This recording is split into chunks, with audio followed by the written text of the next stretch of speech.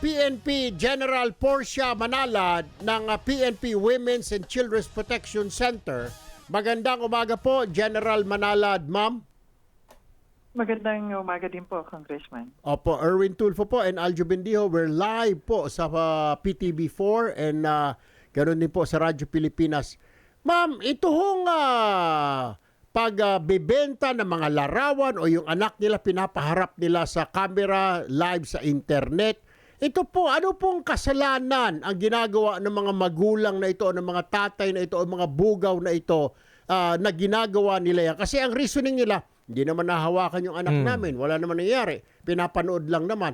Meron pong violation na ito, di po ba, General Manalad? Can you explain that? Tama po tayo. Meron pong violation ito ng Republic Act 11930. Opo. Ang batas ho laban sa o pag-violate ho ng online sexual exploitation of children and yung pag-produce ho o yung pagbebenta ng children sexually abused materials. May mabigat po yung kaparusahan, hindi po ba? General. Tapos, isa pa ho, ma'am, mukhang tayo po ang paboritong puntahan ng mga foreigners. Ang alam ko dyan, may mga Amerikano, mga Briton ang karamihan, Australiano. Kaya tuloy, ang FBI at US Homeland Security ay tumutulong na rin daw sa PNP, ma'am, at saka Interpol para masugpo ito, mahabol itong mga pedophile na ito, General Manalad? Yes po.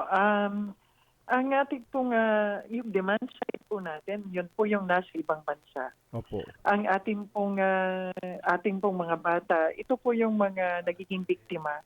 At mostly ho, yung sinasabi ninyong guardian o yung kanilang mga magulang, sila po yung facilitator or yung nag-groom sa bata para ho mag-produce ng mga materials or CSAM. Sa ngayon ho, kami ho sa Women and Children Protection Center, kami po yung lead unit. Nasa amin po yung trafficking in person. So that's why po yung online sexual exploitation of children ay nasa amin ho.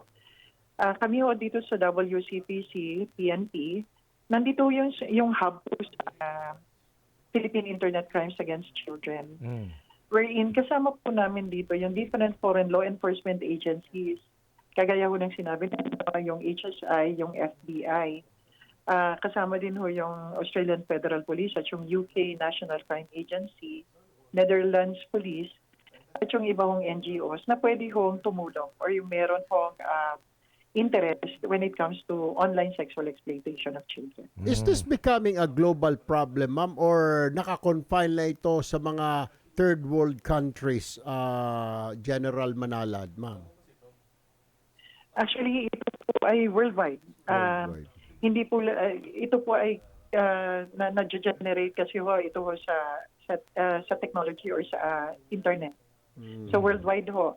Ang nangyayari lang ho yung mga medyo mahihirap na countries, sila po talaga yung pinanggagalingan ng CSAM. Alright. Tuloy-tuloy naman ang ating pong pakikipag-usap sa mga social media platforms. Tama ho ba, General? At other social media outlet tungkol sa kanilang obligasyon sa batas na ito. Opo, tama ho ba? Wala ho tayong batas talagang mapigilan ito. Yes po, nasa RA 11930 na kailangan ho ng magandang o kinakailangan ng kooperasyon ho ng mga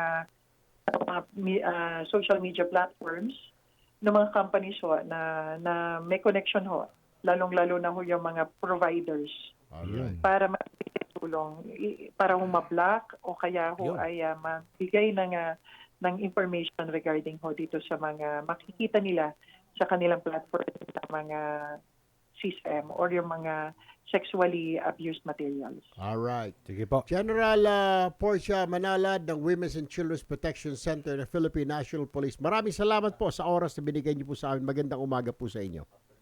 Maraming salamat.